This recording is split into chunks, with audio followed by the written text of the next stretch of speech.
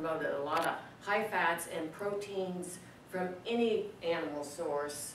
The keto diet promotes more healthy oils from plants and also from meats, but from grass-fed animals.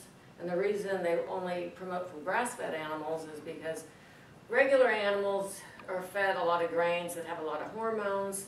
You eat the animal, you get all those unnecessary hormones that cause all kinds of problems. The keto diet also recommends very limited processed foods, just for a healthier lifestyle. Now, what is a carb? I think most people know what a carbohydrate is, but you have to have low carbohydrates, which include sugar, grains, beans, rice, potatoes, and such. So you get that. So where does this keto come from? Well, it comes from ketosis, which is a ketosis state that you reach once you switch to low carbs and high fat. Your body starts producing ketones, and it uses the fat for fuel. So what happens is your insulin level goes down and your metabolism goes up and it burns fat. Whereas probably now if you eat too many carbs, your body produces insulin and it stores that as fat. So the breakdown for a keto diet is 70% fat, 15% carbs, and 15% protein. And I just saw that. Whoa! 70% fat! That's a heck of a lot of fat. This is supposed to be a healthy diet? Well, I think it is. I think we all were kind of sold a bill of goods, as you might say, that back in the 1950s, this doctor named Ansel Keys, he came up with a report showing a correlation between high-fat diets and heart disease. And everyone got on the bandwagon, the American Heart Association and the American Cancer Society. So what happened? People all switched to low-fat foods. We cut eggs because they raised your cholesterol, and we got low-fat dairy, just for example. And then, nowadays, what do doctors tell you? You can have as many eggs as you want.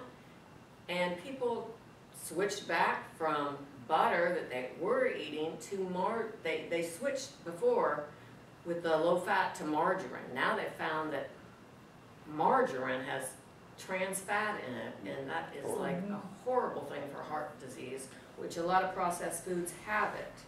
And Science magazine states that trans fat foods can raise your risk of heart disease by a whopping 34%.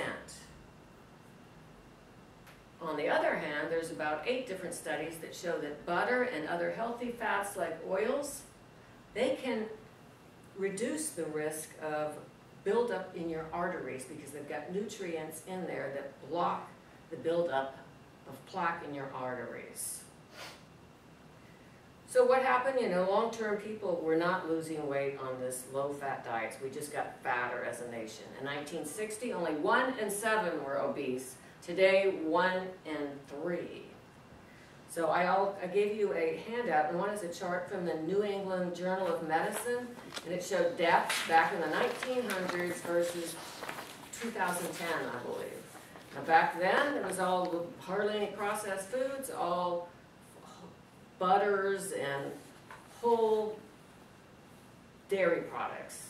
And you can see back then the #1 cause of death was, I think, flu and then tuberculosis, whereas today it's heart disease and cancer. So I believe ideas change, and maybe that food chart pyramid that we're all familiar with the carbs being the most amount of types of foods that you should eat should be changed. The benefits of a keto diet. Well, like I said, you can lose weight. Most people lose about 5 pounds the first week, and then thereafter they lose about 1 to 2 pounds a week. Maybe you don't want to lose weight. It can still, going on a keto diet has a massive impact on your health. It can lower your cholesterol, blood sugar, raise your energy level, improve your memory, feelings of happiness. Who doesn't want that? full appetite control, sleeping, and balance your hormones, and more. Studies have showed that the keto diet can help prevent Alzheimer's disease, and it can aid autistic children. There's a Netflix program called The Magic Pill that talks about how it helps autistic children where their symptoms aren't as severe. And it also talks about cancer, how cancer patients go on keto diets. My friend's 2-year-old daughter has seizures.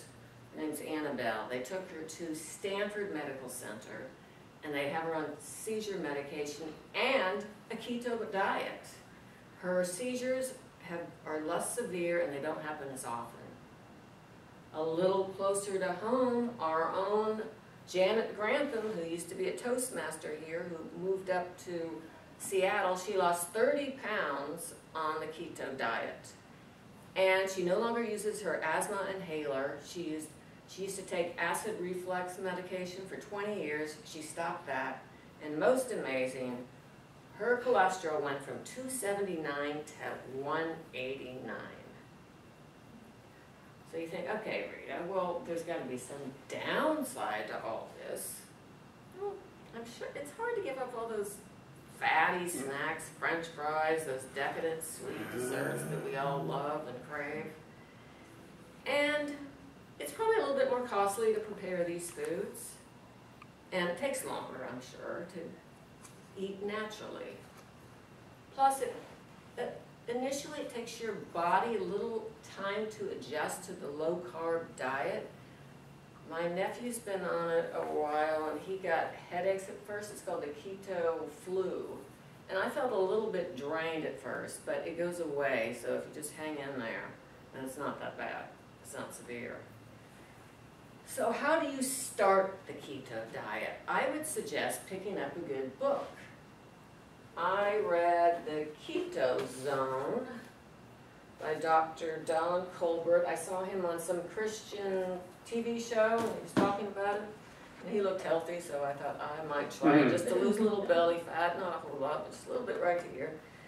And then on Amazon I got the Ketone Diet for Beginners that has a lot of different recipes, and Ketone Made Easy, full of all the yummy recipes in there. It suggests that you begin with 20 carbs per day. That way you go into ketosis. Remember, that's the state where you start burning fat. So how do you know you're in ketosis, though? Here we go. You buy these little handy-dandy urine test strips. Now for this brand, once you get into these dark zones, that means your body is making ketones and you are in ketosis. So then you say, well, gee, I don't want to be on this for the rest of my life, do I? Well, you could stay in a mild state of ketosis diet lifestyle forever if you want. What you would do is you would go from 20 grams a day, and then when you reach a plateau where you don't want to lose any more weight, you start adding 10 grams a week until you no longer are losing weight. That is your keto carb limit. This is your secret key. Now you know, if I eat more than this carbs, I'm going to gain weight. If I want to take it down, I will lose weight. For most people, that's about 50 to 100 grams of carbs a day. I have the handout, I have a starter. It has a list of the do's and don'ts of what foods you should eat. It's a very simple list. I didn't go into much detail. And then I also have a nice little treat for everybody. These are called Keto Fat Bombs. No sugar, a little bit of stevia, which is a natural sugar, not artificial, and coconut oil and peanut and almond oil. So, almond, can you pass? Almond, it's not almond oil, is it? No. Almond butter, yeah, it's like peanut butter. I love them. I think you'll like them too. I have shared with you tonight what is a keto diet, its benefits, and how you can incorporate it into your own lifestyle. If you want to lose weight, prevent disease, or just feel better, you all now have hope. The choice is yours. Madam Toastmaster.